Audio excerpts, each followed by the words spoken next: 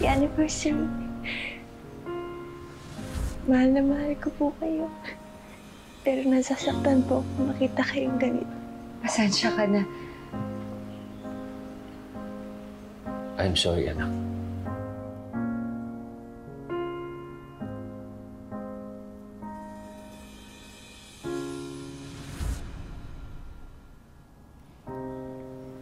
Alam mo, anak, iisa lamang ang pangarap ng apo kong si Bianca. Ang makita niya ang daddy niya na mag-propose uli sa mami niya sa araw ng birthday niya. Nung naghahanda nga kami ni Bianca noon excited na excited siya noon Siguro, anak, panahon na para balikan mo ang asawa mo. I'm sure it will make Bianca very happy kung saan man siya naroroon ngayon. Kahit saan ikaw pa rin ang hanap, nag-iisa The baby is ready, Melinda. All her vitals are good and strong.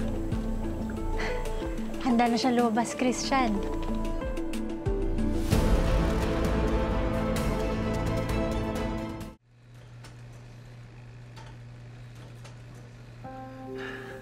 She's alive, Melinda. Tingnan mo, kamukhang-kamukha niya si Bianca. And the hand.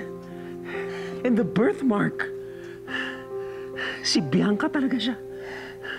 O, para rin siyang si Bianca.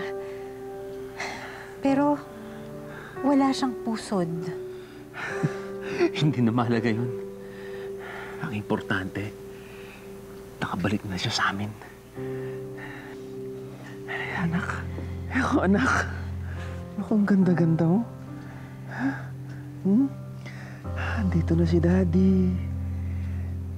Hindi na tayo magkakalayo.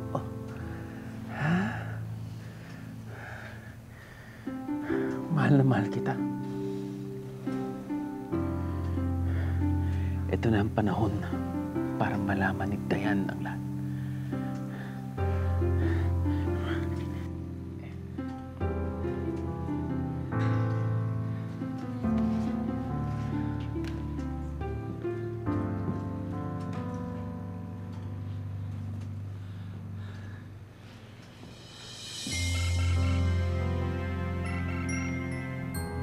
Hello, Christian? Hello, Dayan? Nasaan ka? Dayan, nandito ako ngayon sa lumang warehouse sa Batangas. Naalala mo pa ba to? Dito mo ako binibisita dati. Oo. Pero di ba abandoned na yan? Anong ginagawa mo dyan? Dayan, pumunta ka dito ngayon. Pumunta ka rito, meron akong mahalagang papakita sa'yo. Ano yun? Basta, pumunta ka dito. Importante na ikaw mismo ang makakita. Importante mahawakan mo. At importante mayakap mo siya. Christian? Dayan, please, punta ka na ngayon. Hihintayin ka namin.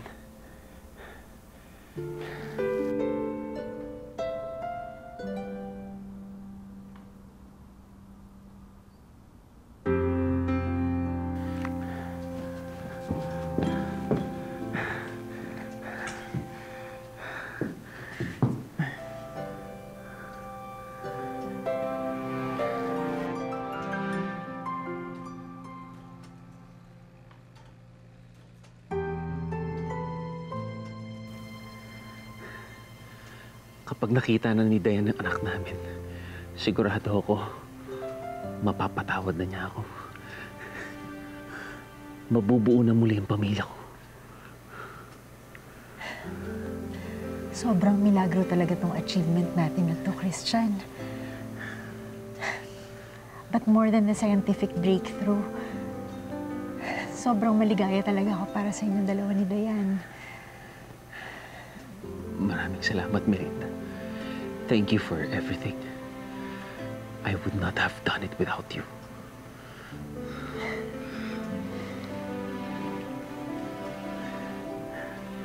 Bianca.